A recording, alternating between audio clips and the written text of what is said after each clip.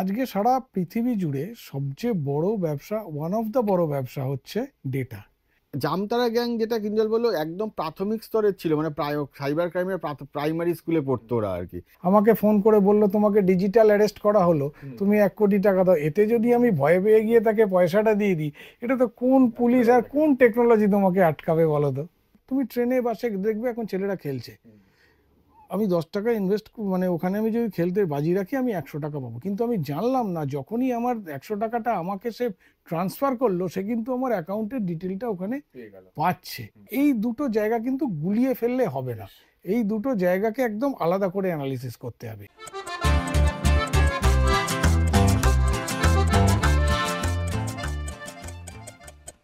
আপনাদের স্বাগত।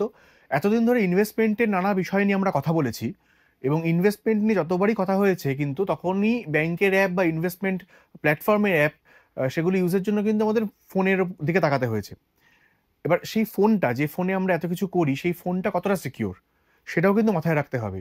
তাই এই পর্বে আমরা একটু কথা বলবো সাইবার স্ক্যাম নিয়ে, যাতে আমাদের যে ফোনের মাধ্যমে আমরা ব্যাংকিংয়ের কাজ করি, যে ফোনের মাধ্যমে আমরা ইনভেস্টমেন্ট করি, সেই ফোন কীভাবে সুরক্ষিত থাকতে পারে, কোন কোন দিকে খেয়াল রাখতে হবে, অ্যালার্ট কীভাবে রাখতে হবে নিজেকে, সেগুলোই আমরা জানবো। আমাদের সঙ্গে রয়েছেন এই সময় সংবাদপত্রের সাংবাদিক চিত্রদীপ চক্রবর্তী এবং সাইবার এক্সপার্ট কিঞ্জল ঘোষ।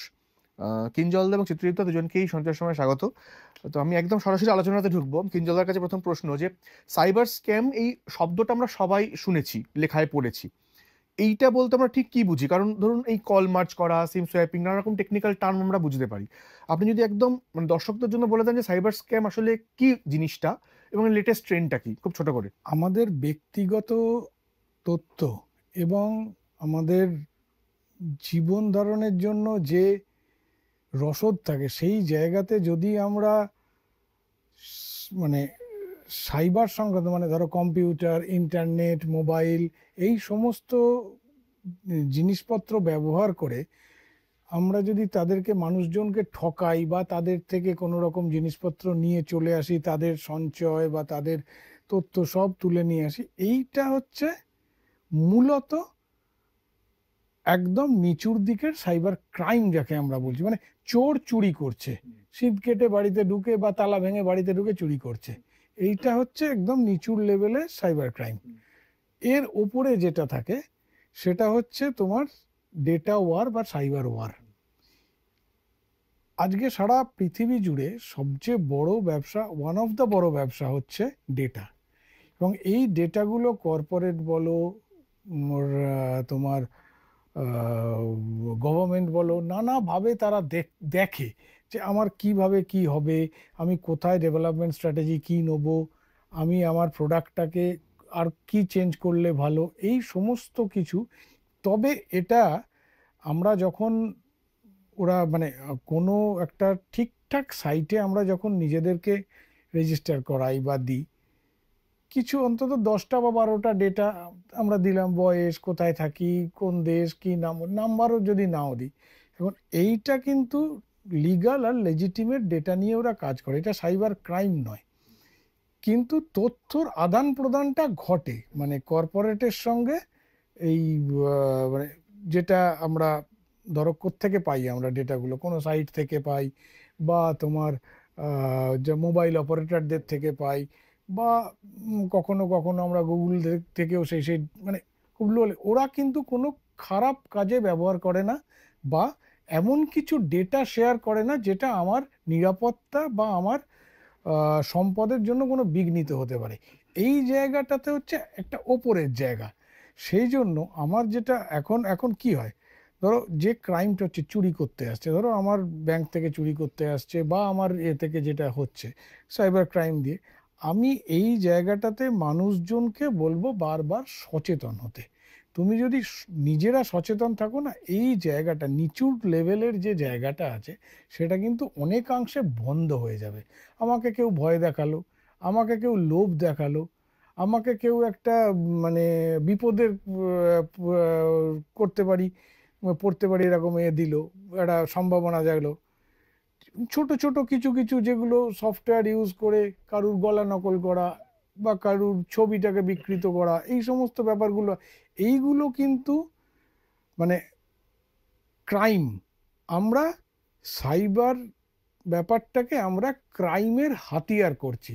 এটা অ্যাকচুয়ালি সাইবার ক্রাইম নয়, ক্রাইম হুইচ হেল্পস, মানে সাইবার যাকে এই ক্রাইমটাকে করবার জন্য ওদেরকে ইউজ করছে, এইটা হচ্ছে মূল কথা। আর যখন সাইবার ক্রাইমে যাব, সেটা হচ্ছে হ্যাকিং বলো বা তোমার কোথাও ডেটা ব্রিচিং বলো, এইটা এই দুটো জায়গা কিন্তু গুলিয়ে ফেললে হবে না, এই দুটো জায়গাকে একদম আলাদা করে অ্যানালিসিস করতে হবে। এই যে সাধারণ মানুষের জীবনে যে প্রভাবটা পড়ে সাইবার পদ্ধতিকে ইউজ করে ক্রাইম করলে, সেক্ষেত্রে ইদানিং তো অনেক কিছু ঘটনা এখন ঘটছে যে ইনভেস্টমেন্টে টোপ দেওয়া হচ্ছে বা কিছু দিয়ে একটা অ্যাপ ডাউনলোড করতে বলা হচ্ছে, আকছার এরকম আমরা দেখতে পাচ্ছি ঘটনায়, .apk ফাইল যেটাকে বলে। এইটা কতটা মারাত্মক, এবং সব থেকে বড় কথা হচ্ছে এগুলো তো বিভিন্ন যে প্ল্যাটফর্ম, যেগুলো অ্যাপ নামানোর প্ল্যাটফর্ম, সেখানে তো পাওয়া যায় না। ফলে এগুলো সাধারণত আমরা শুনি যে হোয়াটসঅ্যাপের মাধ্যমে আসে বা কোনো সোশ্যাল মিডিয়া সাইটে আসে। কি কি পদ্ধতিতে, কোন কোন প্ল্যাটফর্মে .apk ফাইল পাঠানো হয় সাধারণ মানুষের কাছে, যে আপনি ক্লিক করলেই খুলে যাবে অ্যাপ? দেখো, তুমি বলছো বটে .apk, আমি কিন্তু ওর ওপরে একটা মোড়ক চাপিয়ে দিতে পারি, যেটা এপিকের মতো অ্যাকচুয়াল এপিকে, কিন্তু মোড়ক বা মুখোশ আমি যখন চাপিয়ে দেবো তখন আর ওটাকে এপিকে লাগবে না, চিনতে পারবো না। সেই জন্য আমার যেটা, চিত্তদীপ অনেক দিন ধরে এই ধরনের মানে সাইবার ক্রাইমের ওপর কাজ করেছে, ও বলতে আরো মানে সাধারণ মানুষের কোথায় গিয়ে আটকায়, কোথায় গিয়ে তারা ফলস পজিশনে পড়ে সেটা বলবে। আমি যখন ইনভেস্টমেন্ট, ধরো এইটা একটা চিট ফান্ড, সেও তো একটা ক্রাইম, সে একটা অন্য পদ্ধতিতে ক্রাইম করেছে। আমি যখন ইনভেস্টমেন্ট করব, আমার মূল ব্যাপারটা হচ্ছে ইনভেস্টমেন্ট, সাইবার নয়। আমি দেখে নেবো আমি যেখানে টাকাটা রাখছি সেটার জন্য তার পারমিশন, গভর্নমেন্টের পারমিশন, এবং যে যে রেলিভেন্ট বডিগুলো আছে গভর্নমেন্টের স্ট্যাটুটরি বডি, তার কাছ থেকে সে নেবার মতো জায়গা কিনা, এইগুলো আমি 1 ঘন্টা নয় খরচ করে দেখে নেবো একবার। তারপরে সে যখন বলছে, আসলে কি হয়, ধরো শুধু ইনভেস্টমেন্ট না, কোথাও হয়তো লটারি, কোথাও হয়তো একটা গেমস, 3 পাত্তি রাম খেলছে, কেউ হয়তো লুডো খেলছে, কেউ হয়তো টিম বানাচ্ছে, মানে যে যে ক্রাইমগুলো আগে এমনি হতো মানে ছড়িয়ে ছিটিয়ে হতো, সেটাকে সাইবার আজকে আমাকে হয়তো তোমার অনেক আগে যখন আমি বেটিং করব, ধরো আমি আগেতে ক্রিকেট বেটিং যেটা হতো সেটাকে আমাকে ফোনে ফোনে ফিজিক্যালি গিয়ে করতে হতো, বা এখন সেটা আমি অ্যাপের মাধ্যমে করে ফেলছি। এই জায়গাটাকে ওরা শুধু ইউজ করে নিচ্ছে। আমি আমার লোভ যে আমি 10 টাকার লুডো খেললাম, তুমি ট্রেনে বাসে দেখবে এখন ছেলেরা খেলছে, আমি 10 টাকা ইনভেস্ট মানে ওখানে আমি যদি খেলতে বাজি রাখি আমি 100 টাকা পাবো, কিন্তু আমি জানলাম না যখনই আমার 100 টাকাটা আমাকে সে ট্রান্সফার করলো, সে কিন্তু আমার অ্যাকাউন্টের ডিটেলটা ওখানে পাচ্ছে। তো আমাকে এই যে ভয়, শঙ্কা, লোভ, এই জায়গাগুলো থেকে বেরিয়ে এসে কোনটায় করব, কোনটায় করব না, কিভাবে করব, কোনটা লিগ্যাল কোনটা ইললিগাল, এইটুকু নলেজ আমাদের থাকাটা খুব বেশি জরুরি। একদমই। এবং এবারে চিত্রদীপের কাছে আসবো। আমাকে কিঞ্জলদা যে বললেন যে .apk ফাইলের উপর মুখোশ পরিয়ে দিলে সাধারণ মানুষ বুঝতে পারবে না, চিনতে পারবে না। আমি জাস্ট বলবো যে সাইবার এই ধরনের ক্রাইমের কিছু কিছু ঘটনা তুমি দেখেছো কাছ থেকে খুব, এটা যদি শেয়ার করো যে ঠিক কিরকম টাইপের অপরাধের ধরন হয় এগুলো। না, যদি শুধু এপিকে ফাইলে কথা বলে তাহলে এটা অনেক রকমভাবেই করা যায়, মানে যে কোনো অনুষ্ঠানের কার্ড পাঠানো হোক, সেটা বিয়ের কার্ড হতে পারে, শ্রাদ্ধের কার্ড হতে পারে, নতুন বছরের শুভেচ্ছা হতে পারে। যেমন আমাকে 1 এপ্রিলের দিন একজন পাঠিয়েছে এপিকে ফাইল, আমি ডাউনলোড করিনি, পরে আমি তাকে ফোন করার পর জানলাম সেটা হচ্ছে দেখা যাচ্ছে একটা সরকারি অশোক স্তম্ভ দেওয়া একটা নোটিফিকেশনের মতো। এবার সেইটা পরে যখন আমি একটা অন্য একজনকে দিয়ে ডাউনলোড করালাম, দেখা গেল ওইটা এপিকে ফাইল ছিল, এবং তার মধ্যে খুললে কিন্তু দেখা যাচ্ছিল এটা এপ্রিল ফুল লেখা আছে, কিন্তু প্রাথমিকভাবে বাইরে থেকে দেখে এটা বোঝা সম্ভব ছিল না যে এটা হচ্ছে যে কোনো সরকারি অর্ডার নয়। ফলে এই ধরনের জিনিসগুলো এখন কিন্তু অনবরত লোকজনের কাছে আসে, এবং লোকে সেগুলো ভুল করে যা আসে প্রথমে ক্লিক করে ফেলে। সেটা কেউ ঘনিষ্ঠ কেউ পাঠালেও লোকে ক্লিক করে দেয়, সে জানতে চায় না যে এটা ঠিক না ভুল। ফলে কেউ ঘনিষ্ঠ, অতি ঘনিষ্ঠ কেউ পাঠালেও এগুলো ক্লিক করা উচিত না, মানে এটা বারবার বলা হয় তবুও লোকে একই ভুল করে। প্রথম কথা হচ্ছে আমার কাছে যা আসবে আমি সমস্ত কিছু ক্লিক করে দেখবো না, ওইটা প্রথমে ঠিক করতে হবে। আমি তার আগে যাচাই করবো যে ওতে কি আছে বা কি থাকতে পারে, প্রয়োজনে যে পাঠিয়েছে আমি তার সঙ্গে কথা বলবো। কারণ এখন কিন্তু এই যে আগেকার দিনে ছিল এই যে এক নাম্বার থেকে পরিচিত নাম্বার থেকে মানে যেটা স্পুফিং বলা হয়, সেই স্পুফিং করেও কিন্তু এখন ইমেল এবং হচ্ছে SMS স্পুফিং করা যায় এবং হোয়াটসঅ্যাপও হ্যাক করা যায়। ফলে এইগুলো মাথায় রাখতে হবে যে হয়তো কেউ আমার হোয়াটসঅ্যাপ হ্যাক করেছে অথবা অন্য কারো হোয়াটসঅ্যাপ হ্যাক করে হয়তো সেটা পাঠাতে পারে। ফলে এইগুলো যদি না করা যায়, যে আমি যে কোনো অনুষ্ঠান, যে গানের অনুষ্ঠান বা অন্য যে কোনো ধরনের এই ধরনের যে আমন্ত্রণপত্রগুলো আছে, এগুলোর ক্ষেত্রে সবচেয়ে বেশি সাবধান হওয়া প্রয়োজন আর কি। কারণ এর মাধ্যমেই আসলে টোপগুলো দেওয়া হয়, সেই টোপের ফাঁদে মানুষ পা দেয়। আর তুমি যখন এখন বলছিলে .apk ফাইল ছাড়াও অনেক রয়েছে, কদিন আগে যেমন কল মার্জের একটা খবর এলো, এই ধরনের জিনিসগুলো যদি একটু বলো, মানে কিভাবে হয়েছে জিনিসটা?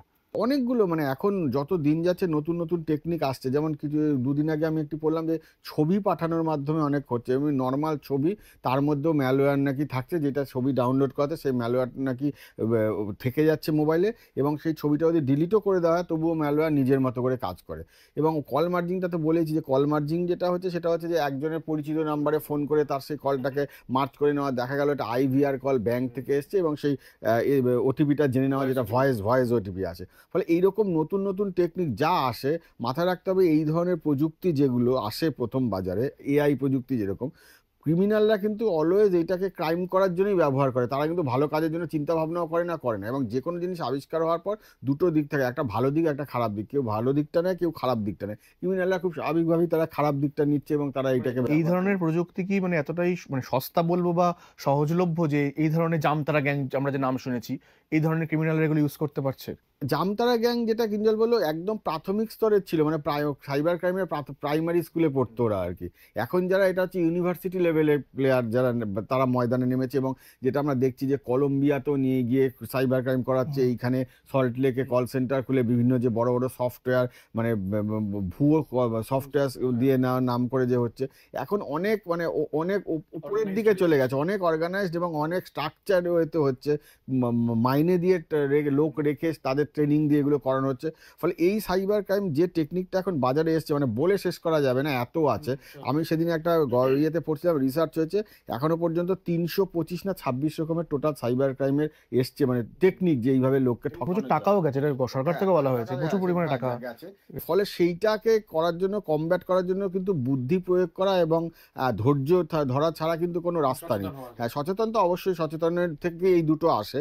তো ফলে সেইটা যদি না করা যায় তাহলে কিন্তু করা যাবে না। কারণ আমি বললাম যে 300টা টেকনিক মানে কিন্তু কোনো লোকের পক্ষে সমস্ত টেকনিক জানা সম্ভব না। ফলে সেইটাকে নিজেকেই সতর্ক হতে হবে এবং সাবধান না থাকলে কিন্তু কিছু করার নেই। কিঞ্জল, এবার একটা জিনিস আসবো, যে আজকাল তো অনেকেই গেম খেলে নিজের ফোনে, ট্রেনের বাসে আমরা দেখতে পারি অনেক ইয়াং ছেলে, অনেক বয়স্ক লোকজন গেম খেলছে। এই যে গেমিং ফাইলগুলো নানা জায়গা থেকে ডাউনলোড করা হয়, এই ধরনের গেমিং যেগুলো হয়তো আমি নাম করে যদি বলি প্লে স্টোরে বা iOS-তে নেই, iOS অ্যাপে নেই, সেই গেমিং ফাইলগুলো আমি নিজেও দেখেছি যে 4জন বন্ধু মিলে গ্রুপ করে খেলা যায়, fighting game, car racing game. এই অ্যাপগুলো কতটা মারাত্মক ফোনের জন্য, যদি সেই ফোনে আমার ব্যাংকিং ডিটেলস এবং যাবতীয় ইনভেস্টমেন্ট ডিটেলস থেকে থাকে? আমি 3টে কথা বলি তোমাকে। 1 নম্বর হচ্ছে এই ধরনের গেমস বা আনঅথরাইজড জায়গা থেকে নিয়ে আসা, যেটা প্লে প্রোটেক্ট বা অ্যাপেলের ক্ষেত্রে অ্যাপেল প্রোটেক্ট নয় যেগুলো, সেটা তো একটা পার্ট, সেগুলো না নেওয়া। কিন্তু আজকে যেটা চিত্রদীপ বললো সেটা সবচেয়ে বেশি মারাত্মক। ধরো তোমাদের কোম্পানি থেকে বললো আমি 50 জন ট্রেনি নেবো, আমরা জার্নালিস্ট, বায়োডাটা আসবে সব, অমুক জায়গায় মেল করো। তুমি জানতেও পারছো না কেউ ওই বায়োডাটার মাধ্যমে কোনো ছবি তোমার পেছনে কোনো ট্রোজান লাগিয়ে রেখে দিয়েছে কিনা। তার যদি সত্যিই ক্ষতি করবার ইচ্ছা হয় এবং মনে করে, কারণ বড় হাউস, কেউ একজন ভাবছে হয়তো এটাকে ক্ষতি করবে, সেরকম 3-4টে বায়োডাটা ওরকম এ করে পাঠিয়ে দিল। মানে কিরকম হবে তাহলে জিনিসগুলো, মানে বায়োডাটার মধ্যে ট্রোজান লাগানো? বায়োডাটার মধ্যে লাগানো কোনো পিকচার, ও যেটা বললো পিকচার, সামনে তুমি দেখছো বায়োডাটা, পেছনে তোমার ভাইরাস লাগানো আছে। ঢোকবার সঙ্গে সঙ্গে তোমার HR থেকে ডেটা তুলে নিয়ে চলে যাবে বা সিস্টেমটা ডাউন করে রেখে দেবে।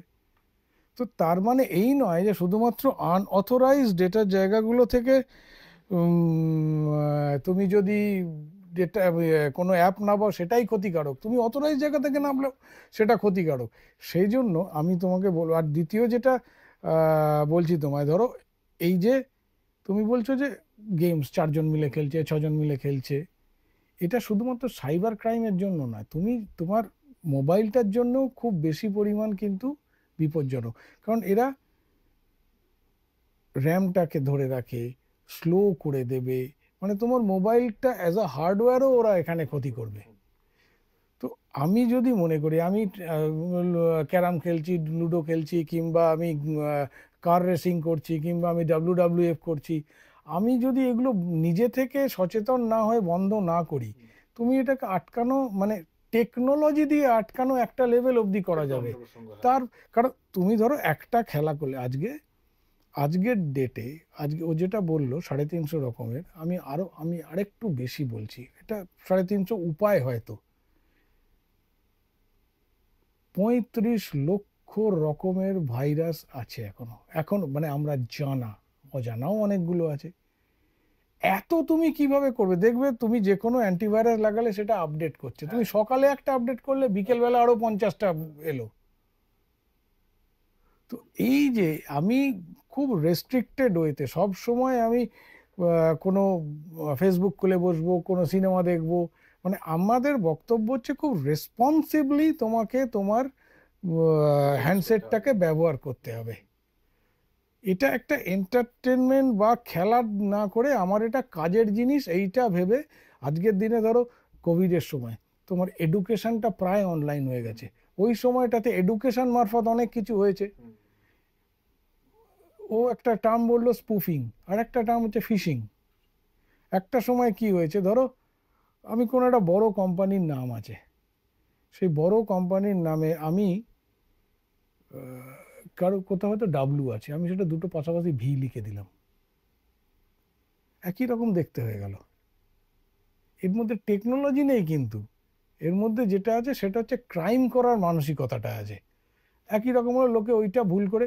কিছুদিন আগে, বছর 2-3 আগে আর একটা জিনিস খুব হয়েছে দেখবে, হোটেল বুকিং এর জন্য খুব প্রচুর টাকা হোটেল মানে ধরো এক্স একটা হোটেল আছে, তার একটা ক্লোন তৈরি করা হলো। সেই ক্লোনে কেউ গিয়ে হয়তো টাকা পয়সা দিল, 2 লাখ 3 লাখ টাকা তার বেরিয়ে চলে এলো। এই জায়গাগুলোতে, হ্যাঁ এই জায়গাগুলো আমি বলবো তখন গভর্নমেন্টের একটা ভূমিকা থাকে, আমার একটা রেগুলার একটা মনিটরিং সিস্টেম, সেটা গভর্নমেন্ট করছে, কিন্তু তার মধ্যে ফাঁক দিয়ে তো জল গড়িয়ে যাবেই, কোথায় আছে কি আছে না আছে, অত তো সব সময় সম্ভব নয়। এই যে যেমন ধরো বললো এই যে গেমিং অ্যাপ যেটা তুমি বলছো, একটা জিনিস মাথায় রাখবে, সাইবার যারা ক্রাইম করে তারা কিন্তু ডিভাইসটাকে হ্যাক করার চেষ্টা করে না, ও হ্যাক করার চেষ্টা করে তোমাকে। তোমাকে যদি একবার হ্যাক করে ফেলতে পারে তাহলে কিন্তু ওর কাছে খুব সহজ হয়ে যাবে ডিভাইসটা হ্যাক করা। তার কারণ ধরো কেন বলছি, ধরো একটা গেম তুমি খুব মনোযোগ দিয়ে সেই গেমটা নেশায় পড়ে গেলে, ও কিন্তু তোমাকে হ্যাক করে ফেললো ওই গেমটা খেলার জন্য। এবার খেলতে গেলে ওইখানে যে ইনফরমেশনগুলো তুমি দিচ্ছ, ওদের সঙ্গে কথা বলছো, চ্যাট করছো, এই করছো, তোমার দুর্বল মুহূর্তে তুমি যখন এত নেশাগ্রস্ত হয়ে গেলে ওই খেলার প্রতি, তখন তোমার অনেক পার্সোনাল ইনফরমেশন কিন্তু ওইখানে ওরা চেয়ে নিতে পারবে, যার যে ক্রিমিনালরা ঢুকে থাকছে সেখানে। আমি বলি আর একটা, দেখবে যত ইভলভ হচ্ছে না তত নানা রকম। আগেতে আমরা গেমস খেলতাম, এখন তুমি গেমসের সঙ্গে চ্যাট করতে পারবে একই উইন্ডোতে মধ্যে। তোমার তখন মাথায়, তুমি হয়তো দেখছো রেস করছো, তুমি ফার্স্ট হচ্ছে পৌঁছচ্ছ, সেই সময় তোমায় জিজ্ঞেস করলো আচ্ছা তুমি কোনখানে থাকো, তুমি কিন্তু মাথায় ওইটা আছে, তুমি টক করে লিখে দিলে আমি বেলাতে থাকি। তো এই যে যারা ক্রাইম করে, মানে তারা বুদ্ধিটা অনেক বেশি ইউজ করে। তুমি জানো তো, ধরো ইন্টারন্যাশনাল টেরারিস্টদের কথা বলছি, তারা কিন্তু সিম্পল উপায় ইউজ করে। ধরো দুজন কথা বলবে, যখনই ফোনে কথা বলবে বা যখনই তোমার অন্য কোনো মিডিয়াম কথা বলবে, মনিটরিং হচ্ছে। অনেক সময় কি দেখা গেছে, ওরা ম্যাট্রিমোনিয়াল সাইটে রেজিস্টার করে নিল, দুজন টেরারিস্ট বা দুজন ক্রিমিনাল যাই বলো, ওই ম্যাট্রিমোনিয়াল, তুমি কি করে জানবে যে একটা ওরকম রিনাউন্ড ম্যাট্রিমোনিয়াল সাইটে তারা চ্যাটিং করছে? কে জানতে গেছে? তো আমার বারবার আমি যেটা বলি না, সেটা হচ্ছে চোখ কান খুলে রাখতে হবে, তোমার হ্যান্ডসেটটাকে খুব রেসপন্সিবলি ইউজ করতে হবে, আর যতটা পারা যায় এইটা থেকে মানে আমার প্রয়োজনটুকু মিটবে, বা একটু সিনেমা দেখলাম, একটুখানি খেললাম অবধি ঠিক আছে, এবং সেটাও তোমার ওই গুগল প্লে প্রোটেক্ট আছে কি না, তাদের কত রেটিং আছে, এইগুলো একটু দেখে নিয়ে করাটাই। এই আলোচনাটা যখন এই অবধি আসলো, আমি জাস্ট ছোট্ট একটা জিনিস জানার জন্য বলছি। সোশ্যাল মিডিয়া সাইটে নানান সময় দেখা যায় না, বিভিন্ন রকম অ্যাপ আসে, মানে ধরা যাক কারো জন্মদিন অমুক দিনে হলে সে কতটা খুশি হবে, তার সঙ্গী কেমন হবে, হ্যাঁ এই ধরনের জিনিসগুলো লোকের প্রচুর কৌতূহল থাকে। একটু অ্যাস্ট্রো ঘেঁষা জিনিসপত্র অনেক সময় আসে, সেখানে অনেকে তাদের ডেট অফ বার্থ দিয়ে দেয়। ডেট অফ বার্থটা খুব ইম্পর্টেন্ট একটা জিনিস যে কোনো কিছুর ক্ষেত্রেই। ডেট অফ বার্থ দিয়ে দেয়, অনেক সময় ছবি দিয়ে দেয়, ইদানিংকালে এসছে। তো সেইটা মানে অনেক সময় সেটা কতটা বিপজ্জনক হতে পারে, দেওয়া উচিত না? এরকম প্রচুর সব জায়গায় বলা হয়, সব সব জায়গায় বিশেষজ্ঞরা বলে থাকেন যে এরকম ডেট অফ বার্থ অ্যাটলিস্ট দেওয়া উচিতই না ওখানে। তো দিয়ে দেওয়া হয় কারণ অমুক দিনে জন্ম হলে আপনার কেরিয়ার কিরকম হবে বলে দেবো এই জানার জন্য। সেটা কতটা বিপজ্জনক হতে পারে, মানে এর থেকে কোথায় যেতে পারে জিনিসটা? মানে এটা ভয় ধরানোর জিনিস হয়তো বলছি, তাও মানে বিষয়টা এরকম জানার বিষয় যে কতটা ভয়ের। এই কোভিডের সময় যখন তোমার সমস্ত প্রায় পুরো জীবনটাই তোমার অনলাইন সাইবার সেন্ট্রিক হয়ে গেছিল, তখন একটা ট্রেন্ড চালু হয়েছিল। তোমার সিমটা, তুমি যে সিম তোমার রেজিস্টার করা আছে আধার বা ব্যাংকে, সেই নাম্বারটাই রেখে তোমার অন্য সিমে ট্রান্সফার করিয়ে নেওয়া, ই সিম ট্রান্সফার করিয়ে নিল। তাহলে কি হলো, তোমার ওটিপিটা ওর কাছে চলে গেল। ঠিক আছে, মানে কলকাতাতেও একটা সময় আমি দেখেছি, মানে যেই কাজকর্ম করতে গিয়ে দেখেছি সিম ক্লোনিং, সিম ক্লোনিং এর মেশিন পাওয়া যায়। এখন হয়তো পাওয়া যায় না এখন আর, কিন্তু টেকনোলজি তার অনেক দাম। আমি হয়তো জানলাম যে চিত্রদ্বীপের ব্যাংকে 1 কোটি টাকা আছে, ওর সিম নম্বরটা আমি জানি, আমি সিমটা ক্লোন করিয়ে নিয়ে করলাম। এবার ও এখন কাজ করছে, ও থোড়ি মোবাইল দেখে, মানে ওর কাছে যা আসছে আমার কাছেও তাই আসছে। ওটিপিটা আমি চাইলাম, আমার কাছে চলে এলো, আমি ওর ব্যাংক অ্যাকাউন্ট ভাগ করে দিলাম। এই মানে আমি বললাম যে আমি পাসওয়ার্ড ভুলে গেছি, পাসওয়ার্ড রিসেট করলাম প্রথমে ওই ওটিপিটা দিয়ে। তারপর রিসেট করবার পর প্রথমে আমার রেলিভেন্ট ইনফরমেশনগুলো চাইবে, তুমি বললে যেটা ওই তোমার ডেট অফ বার্থ নিয়ে নিল। নেবার পর তোমাকে বললো ঠিক আছে তোমাকে ওটিপি পাঠাচ্ছি, যাই ওটিপি পাঠালাম, রিসেট ইওর পাসওয়ার্ড। এবার ও যখন খুলতে গেছে দেখছে আর ওর তো খুলতে পারছে না, ও ছোট ছোট ছোট গিয়ে দেখলো ও ফাঁকা হয়ে গেছে। তো এই যে এটা টেকনোলজি যেমনও আছে, তার সঙ্গে যেটা আছে সেটা হচ্ছে বুদ্ধি এবং মানে মানুষের সাইকোলজি নিয়ে খেলার জায়গাটা একদম। তুমি ভুল বা তুমি কোনো উত্তেজনাকর মুহূর্তে, এবং আমি তোমাকে আবার বলছি, মানে এখানকার দর্শকরা তো এটা দেখবে, তাদের বলছি বিশেষ করে ধরো অনেকেরই না এখন একটা হয়েছে নানা রকম সেক্সটর্শন, তার শিকার অনেক বড় বড় লোকেরাও হচ্ছে। যখনই বলছে তুমি ভিডিও কলে এসো 10 টাকা মিনিট, এবার 10 টাকা যে কেউ দিয়ে দেবে, সেটা দিয়ে দু রকম। এক হচ্ছে 10 টাকা যখনই তুমি ট্রান্সফার করলে তখন তোমার ওটা তো একটা ইনফরমেশন পেলো, প্লাস 10 টাকা দিয়ে আমি যদি কোনো একটা খারাপ জিনিস দেখতে চাই আমি দেখতে পাচ্ছি, কিন্তু তার মধ্যে আমার ছবি ছাপা সব কিছু, আমার বাড়ি ঘর সব কিছু চলে এলো। এই দুটো লেভেল আমাদের এই বারবার বলছি রেসপন্সিবলি ইউজ করতে হবে তোমাকে, তবে গিয়ে তুমি মানে এই জায়গাগুলো থেকে পুরো বেরোতে পারবে। আজকে আইন করো, টেকনোলজি করো, যাই করো, ক্রাইম তো বন্ধ হয়নি। 5,000 10,000 বছর ধরে ক্রাইম চলে আসছে, শুধু মোডটা চেঞ্জ হচ্ছে, ওয়েটা চেঞ্জ হচ্ছে। আজকে তুমি একটা জিনিস বন্ধ করবে, দ্বিতীয় আর একটা জিনিস চালু হবে। এই জায়গাটাতে আর গভর্নমেন্টের স্কুলগুলোর কলেজগুলোর দায়িত্ব হচ্ছে ছেলে মেয়েদের আরো কনসাসনেস নিয়ে ছেলে মেয়েদের মধ্যে। এবং এখানে জাস্ট একটা চিত্রদীপ দাঁড়িয়ে জিজ্ঞেস করবো যে রিসেন্টলি যে এক্স হ্যান্ডেলে প্রচুর নেক্সট প্ল্যাটফর্ম থেকে প্রচুর ডেটা লিক হয়েছে, আমরা ডেটা ব্রিচ হয়েছে বলেছি, জাস্ট জানার যে তুমি যদি এত কাজ করেছো যে চুরি যাওয়ার যে তথ্যগুলো সেগুলো নিয়ে কিভাবে ব্যবহার করা হয়, মানে এই চুরি যাওয়া তথ্য যেগুলো ডেটা ব্রিচ হয় আমরা বলি, তথ্য বেরিয়ে যাচ্ছে বাকিটা কেউ কিনে নিচ্ছে, সেগুলো তারা ক্রিমিনালরা কিভাবে ব্যবহার করে তথ্যগুলো? কারণ ও যেটা বললো তথ্য অনেক রকম ভাবে ব্যবহার হয়, তথ্যই তো সবকিছু এখনকার দিনে। তোমাকে কারোর প্রয়োজন নেই, তোমার তথ্যটা লোকের প্রয়োজন। ফলে হচ্ছে যে সেই জন্য ভালো সেন্সেও ব্যবহার করা যায়। বড় বড় মাল্টিন্যাশনাল কোম্পানিগুলো কিনে তোমার লাইফস্টাইল বা প্যাটার্ন বোঝার চেষ্টা করে, যারা তাদের জিনিস বিক্রি করতে পারে। এটা হচ্ছে ভালো দিক। খারাপ দিক হচ্ছে সেইটা ধরে তোমাকে ব্ল্যাকমেল করা। আমার কাছে যদি তোমার সম্পর্কে 6খানা তথ্য থাকে, সেই তথ্যটা দিয়ে কিন্তু আমার পরবর্তীকালে আমি তোমাকে ব্ল্যাকমেল করে আরো 6টা তথ্য তোমার থেকে আমি আদায় করে নিতে পারবো। সেটা বিভিন্নভাবেই করা যায়। তো ফলে হচ্ছে আমি 12টা তথ্য যদি তোমার জেনে দিতে পারি, তাহলে তোমার অ্যাকাউন্ট বা তোমাকে ব্ল্যাকমেল করে টাকা আদায় আমার পক্ষে যথেষ্ট সুবিধাজনক হবে। মূলত এই ধরনের কাজই টেকনোলজি ওরা করে আর কি, যেহেতু ওরা ব্যাংক থেকে ফোন করে তোমার অ্যাকাউন্ট নাম্বার বলে দিচ্ছে, কার্ড ডিটেল বলে দিচ্ছে, ফলে সেটার থেকে তো তুমি তো প্রথমেই ভেবে নিচ্ছ যে ওইটা অনেক বিশ্বাসযোগ্য, যে সত্যি বোধহয় ব্যাংক থেকে ফোন করছে, ব্যাংকের ব্রাঞ্চ বলে দিচ্ছে, হ্যাঁ, এবং কাউন্টার বলে দেয় যে ওই কাউন্টারে এত নম্বর থেকে ওরা এগুলো সব ট্র্যাক করে। ফলে সেইগুলো ধরে কিন্তু এই এই মানে এই ডেটা যে লিক হয় তার ক্ষেত্রে কিন্তু এটা সবচেয়ে বড় প্রবলেম, যে ওই আমার অর্ধেক জিনিস তারা জেনেই আমার সঙ্গে কথা বলা শুরু করছে, আমাকে আরো উইক করে দিচ্ছে, অথবা আমার থেকে তারা ভয় দেখিয়ে ফায়দাটা তুলে নিচ্ছে। এটাই সবচেয়ে বড় বিপদে। সরাসরি যে তোমার ডেটা নিয়ে আমি একদম তোমার ব্যাংক থেকে টাকা তুলে নেবো এইরকম সম্ভাবনা খুব কম, যদি আমি বোকামি না করি। মানে তাতে খুব একটা লাভ নেই ওদের, মানে এটা খুব একটা নাই। আর একটা জায়গা বলি, সেটা হচ্ছে লোকেশন। তোমার যে রোমিং প্যাটার্নটাকে না, এটা আরেকদিন যদি আমরা বসি, আমরা হাই এন্ড ক্রাইমটাকে নিয়ে একটু আলোচনা করব, যেটা চিত্রদীপ আমার থেকেও ভালো জানে বিষয়টাকে। এইটা কিন্তু খুব মজাদার জায়গা একদম পুরো।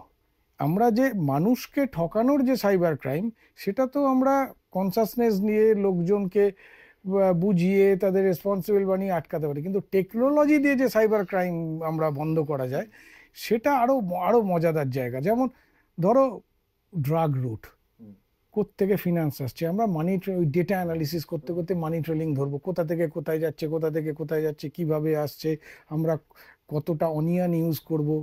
ডার্ক ওয়েব, শুধু অনিয়ন, শুধু ডার্ক ওয়েব আছে, আমরা কত ডার্কেরও নিচে আছে একটা ডিপ ওয়েব। এইগুলো, এই জায়গাগুলো কিন্তু সাধারণ মানুষকে এফেক্ট করে না, এগুলো ইউজ হয়।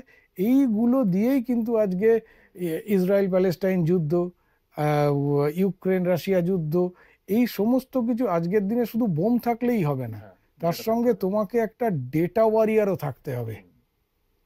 এই জায়গাটা হচ্ছে ক্রমাগত থ্রেটনিং এর জায়গায় চলে এসছে। আমি যে কোনো সময় আজকে যদি আমি ডাউ জোন্স বন্ধ করে দিতে পারি বা নিফটিকে 1 ঘন্টার জন্য বন্ধ করে দিতে পারি, ইন্ডিয়ান ইকোনমি কিন্তু ক্র্যাশ করে যাবে। এই জায়গাগুলো হচ্ছে খুব খুব ইম্পর্টেন্ট। সেই মানে সাধারণ মানুষকে তো তুমি আটকাতে পারবে বা তুমি যদি যেচে যেচে কারুর পাতা ফাঁদে পা দাও, তোমাকে তো কেউ আটকাতে পারবে না সেক্ষেত্রে। এবং এটা তো একটা বড় জায়গা আলোচনা, ছোট একটা জায়গায় আমি ফিরছি আবার।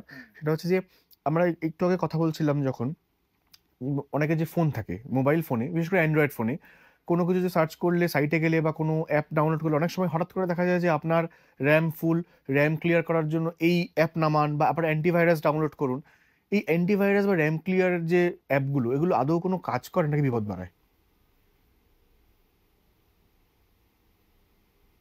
প্রথমত হচ্ছে বলি, nothing is free in world. তুমি ফ্রি দিয়ে যেটা আসছে সেটা কখনোই ভালো একদম হতে। আর একটা জিনিস জানবে যেটা খুব ইম্পর্টেন্ট, টেকনোলজিক্যালি ইম্পর্টেন্ট, সেটা হচ্ছে ধরো আজকে তুমি এক্স অ্যান্টিভাইরাস লাগিয়েছো, তো তোমার কাছে আরেকটা মেসেজ এলো যে আমাদের 1 মাস বাদে যে ওয়াই অ্যান্টিভাইরাস হচ্ছে বেস্ট অ্যান্টিভাইরাস, তুমি ওটা লাগিয়ে নাও আমাদেরটা।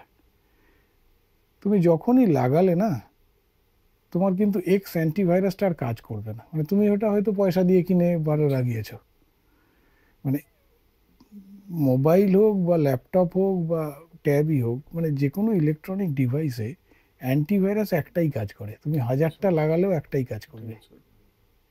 তো আমি এই জন্য এই সব জিনিসগুলোকে তোমাকে কিন্তু,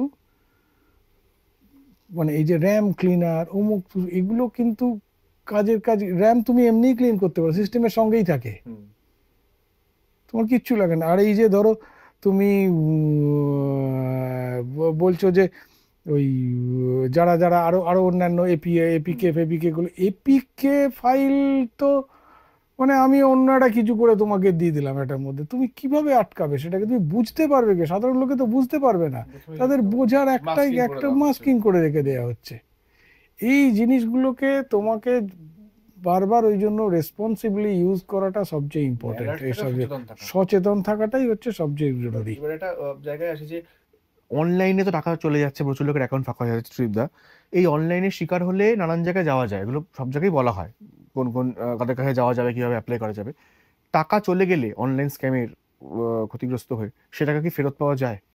যায়, এখন প্রচুর যাচ্ছে। ওটা 1930 যে সরকারের নাম্বারটা আছে টোল ফ্রি, সেখানে যদি কমপ্লেন করা যায়, ওদের একমাত্র ক্ষমতা হচ্ছে ওরা সরাসরি যেই অ্যাকাউন্টে টাকা গিয়েছে সেই অ্যাকাউন্টটাকে ফ্রিজ করে দেবে।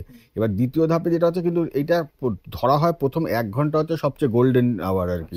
ওই সময় না করতে পারলে বা এটা বলা হয় 1 ঘন্টা থেকে 1 দিনের মধ্যে জানাতে হবে।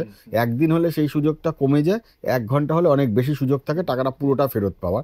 কিন্তু যদি তারপরে 1 দিন কেটে যায়, তখন টাকা পাওয়া ফেরত পাওয়া কঠিন হয়ে যায়, কারণ যারা সাইবার ক্রিমিনাল তারা এক অ্যাকাউন্ট থেকে অন্য অ্যাকাউন্টে ট্রান্সফার করে না, তারপরে এটা ক্রিপ্টোতে খাটিয়ে দেয়, ফলে ওই টাকার আর কোনো হদিশ পাওয়া যায় না। কিন্তু এই যে যদি এটা করা যায়, ঠিকভাবে জানানো যায় ওদেরকে, তখন যেটা পদ্ধতিটা হচ্ছে যে এইটা একটা কোর্টে অ্যাপিল করতে হয়, পুলিশের মাধ্যমে একটা অ্যাপিল করতে হয় যে এরকম টাকা হয়ে গেছে, এই অ্যাকাউন্টে টাকা আছে, অ্যাকাউন্টটা ফ্রিজ করা হয়েছে। কোর্ট তখন একটা অর্ডার দেয় যে হ্যাঁ, ওই টাকাটার মধ্যে যে টাকাটা ওনার গেছে সেই টাকাটা কত টাকা আছে সেটা তারা দেখে নেয়, যে ওই অ্যাকাউন্ট থেকে এই অ্যাকাউন্টে কত টাকা এসছে, সেইটা দেখে তারপরে কোর্টের মাধ্যমে সেই টাকাটা ফেরত পাওয়া যায়। এটা একটু সময় সাপেক্ষ ব্যাপার এবং পুলিশের সদিচ্ছাও প্রয়োজন। পুলিশ যদি না মনে করে তাহলে সেটা নাও ফেরত পেতে পারে লোকে, সেটা আগেই জানিয়ে রাখা দরকার। কিন্তু এক্ষেত্রে ফেরত পাওয়া সম্ভব, এবং এইটাই হচ্ছে টেকনিক, যে সঙ্গে সঙ্গে 1930-তে ফোন করে সেটা যোগাযোগ করতে হবে।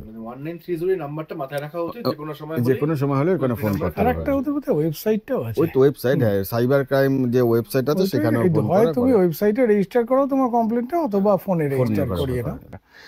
এবার একদম শেষ পর্যায়ে চলে এসেছি আলোচনার। কিংবা কিঞ্জলদার কাছে আমার একটা প্রশ্ন থাকবে, যে আমি যদি ফুটবল ম্যাচ ভাবি, সাইবার ক্রাইম যারা করছে তারা যদি মানে স্ট্রাইকার হয়, তাহলে তোমরা যারা সাইবার এক্সপার্ট বসে তারা বেসিক্যালি গোলকিপার। ফলে সেক্ষেত্রে যদি এই সেভিং এর ব্যাপারটা যদি আমি বলি, যে একটা কোনো গাইডলাইন যদি বলে দাও, 5টা পয়েন্ট 4টে পয়েন্ট এরকমই হোক, যে এইটা সবসময় মেনে চলা উচিত নিজের মানে ডিভাইসের জন্য এবং নিজের জীবনের জন্য, এই ধরনের ক্রাইম থেকে বাঁচতে গেলে দর্শকদের জন্য যদি বলে দাও। তুমি দেখো, আমি বলি, তুমি কিছু খুঁজলে, মানে গুগল সার্চ করলে, তুমি দেখবে তোমার সোশ্যাল মিডিয়া সাইটে তার অ্যাড আসতে থাকে। হ্যাঁ। আমি কিন্তু এটা বন্ধ করতে পারি, মানে আমি নয়, তুমিও করতে পারো, সাধারণ লোক সেটিংসে গিয়ে, কিন্তু আমার এই ধরনের সার্চিংকে যাতে ওরা না করতে পারে সেইগুলো। আমার যেটা বলবো, যে যে কোনো ফোনই আমি ইউজ করি না, আমার সেটিংসগুলোকে প্রাইভেসি সেটিংসগুলোকে আমার অ্যাক্টিভেট এবং হাইয়েস্ট লেভেলে রেখে দেওয়া হয়েছে। অনেক সময় দেখবে সাইট খুলতে গেলে this is a risky site, তার দুটো অপশন থাকে, এক্সিট অথবা প্রসিড এনিওয়ে। আমার যখনই আমি দেখবো যে ওটাকে রিস্কি সাইট বলছে, আমার তো খুলে দরকার নেই এগুলো।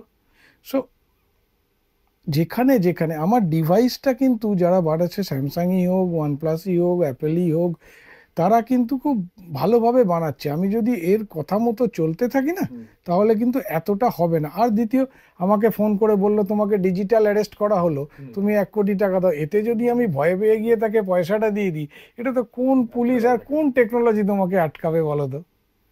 তো এই দুটো তিনটে জায়গা আছে যেখানে বলবো, বাচ্চাদেরও বলবো, যে তোমরা যতটা পারো এটা থেকে কাজের জন্য ইউজ করো। এর বাইরে দেখো, বলেও তো লাভ নেই, তাদেরও তো একটুখানি, তারা নেটফ্লিক্স দেখছে, কি অ্যামাজন প্রাইম দেখছে, কিংবা একটু পড়াশোনা করছে।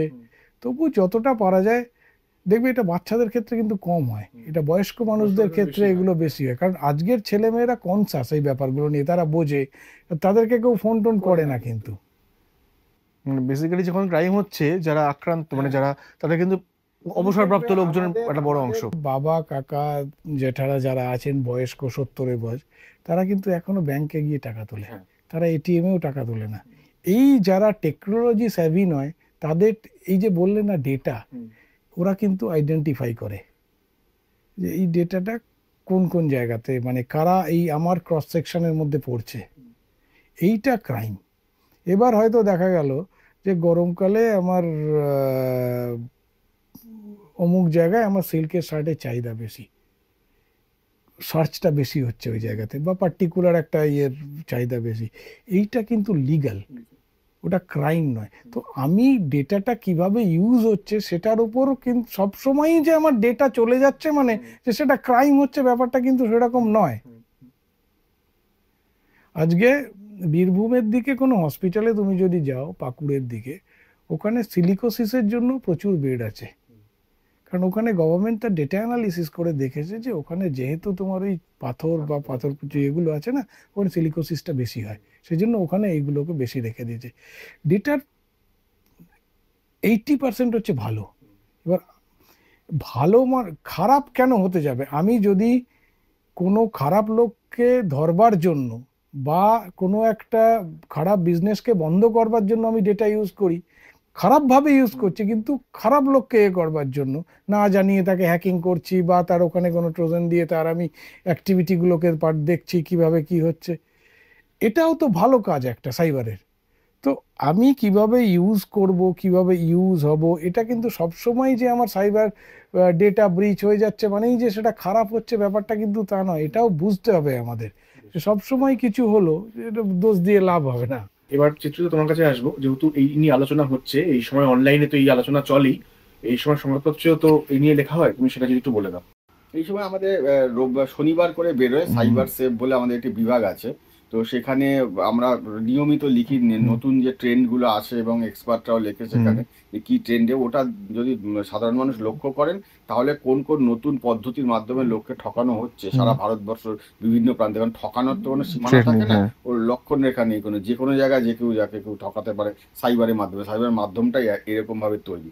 তো ফলে সেইখানে অনেক কিছু নতুন নতুন লেটেস্ট যেগুলো ক্রাইম সম্পর্কে জানা যায়, এবং তাতে পড়লে আমার ধারণা যাদের এরকম ঠকার আশঙ্কা আছে বা সত্যি তো সাধারণ মানুষ তো অনেক সময় না জেনে করেন, সেই ব্যাপারে অনেক কিছু জানতে পারবেন তারা, নতুন নতুন তথ্য। মানে সচেতন হওয়ার জন্য যেটা কিঞ্জলদা বারবার বলছেন, তার জন্য এটা ফলো করা খুব জরুরি হবে। সেটাই পাবে। থ্যাংক ইউ চিত্রদীপদা, থ্যাংক ইউ কিঞ্জলদা, সময় দেওয়ার জন্য, এতটা ভাবে জানানোর জন্য। এতক্ষণ আমরা শুনলাম সাইবার স্ক্যাম কিভাবে হয়, কিভাবে এই অপরাধ হয়, এবং সেখান থেকে কিভাবে বাঁচতে হবে তার গাইডলাইনও কিন্তু বলে দিলেন কিঞ্জলদা। এগুলো দেখলে, এগুলো শুনলে হয়তো আমরা শুধুমাত্র আমাদের ফোনের ডিভাইসটাকে বাঁচাতে পারবো এমন নয়, আমাদের ইনভেস্টমেন্ট, আমাদের কষ্টের সঞ্চয় যেটা ব্যাংক অ্যাকাউন্টে জমছে সেটাও বাঁচবে। দেখতে থাকুন সঞ্চয়ের সময় @ এই সময় অনলাইন।